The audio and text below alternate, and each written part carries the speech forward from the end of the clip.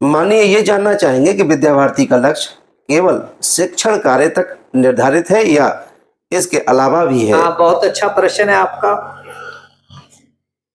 भारत की शिक्षा कभी भी केवल साक्षर बनाने की शिक्षा नहीं रही है। प्राचीन भारत के अंदर जब भारत को विश्व गुरु के नाम से जाना जाता था, तो भारत की शिक्षा का मॉडल गुरुकुल के माध्यम से समाज के सामने था। गुरुकुल में राजा का बेटा, सामान्य नागरिक के बच्चे सभी एकत्रित पढ़ते थे, हाथों से काम करते थे और गुरुकुल का संचालन करते थे। तो स्वतः से ही उनके जीवन निर्माण की जो एक प्रक्रिया रहती है, सहभागिता रहती है, मिलजुल कर काम रहना, प्रेम करना, आपस में सहयोग करना, एक दूसरे के साथ मिलकर काम करना, करुणा था, अनुशासन था, फिर कौशल था, छोटे छोटे बातों को जब स्वयं करना तो स्किल विकसित होती थी। ये भारत की शिक्षा थी।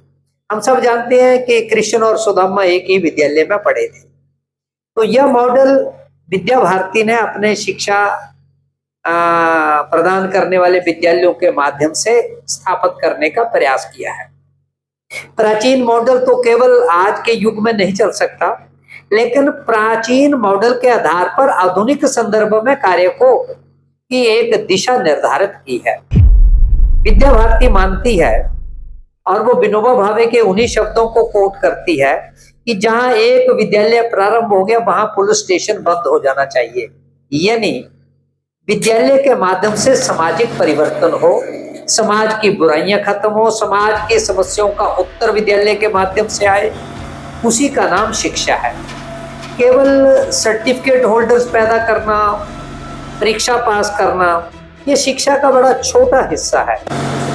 विद्यार्थी के अंदर वह गुण आने चाहिए जहां विद्यालय उसके आसपास का समाज है, उस समाज की समस्याओं का उत्तर वहां का विद्यालय दे।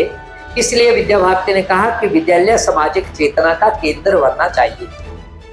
तो सामाजिक चेतना के केंद्र में समाज के धन से, समाज के सहयोग से विद्यालय बने हैं। तो विद्या भारती का मानना है कि विद्यालय के द्वार को कभी ताला नहीं लगना चाहिए। इसका इंफ्रास्ट्रक्चर, इसका भवन, इसका मैदान, इसका पुस्तकालय समाज के उपयोग में आए। अन्य विद्यालयों से विद्या भारती का विद्यालय इस दृष्टि से अलग पहचान रखते हैं। दूसरा, जिनको शिक्षा नहीं है उनको शिक्षा का प्रबंध किया जा सके। तो अब देखते हैं कि बड़े सामान्य शुल्क के अंदर विद्या भारती मॉडर्न इंफ्रास्ट्रक्चर के समेत शिक्षा दे रही है। तीसरा, जहां अभाव है वहां विद्या भारती के छात्र जाते हैं। उसको हमने सरस्वती शिक्षा केंद्र का नाम दिया, उसको हमने संस्कार केंद्र का नाम दिया। तो 2 घंटे की शिक्षा देकर उनको निःशुल्क शिक्षा प्रदान करना, ये विद्या भारती का विद्यालय करता है।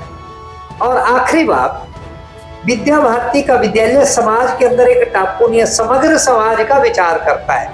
इसलिए जो राष्ट्रीय शिक्षा नीति ने सर्वस्पर्शी शिक्षा की बात की है, सभी के लिए शिक्षा की बात की है, विद्या भारती के विद्यालय में एक लघु राष्ट्र नजर आता है जहां बिना किसी भेदभाव के कैसा समाज चाहिए वैसा समाज विद्यालय के अंदर रहता है।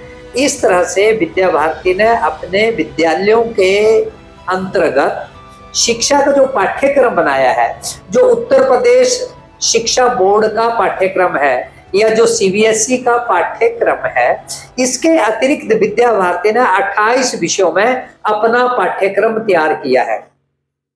उस सरकारी पाठ्यक्रम के साथ वह जो 28 विषयों का पाठ्यक्रम है उसका प्रशिक्षण देना। और आपको अच्छा लगेगा कि केवल उन्हीं को प्रशिक्षण नहीं देना, अभिभावकों का भी प्रशिक्षण करना, समाज के लोगों को उसके साथ जोड़ना, ऐसा एक मॉड्यूल विद्या भारती ने तैयार किए हैं। ये सारी प्रक्रियाएं विद्या भारती के विद्यालय केवल परीक्षा पास करने के लिए विद्यार्थियों को कक्ष में पढ़ाने का कार्य नहीं करती, अपितु एक आदर्श नागरिक निर्माण करने का कार्य कर रही है। बिसौली में चल रहे इस नवीन आचार्य प्रशिक्षण वर्ग के कार्यक्रम में आप आए और मीडिया जंक्शन को भी अपना कीमती समय दिया। इसके लिए आप दोनों का आभार धन्यवाद।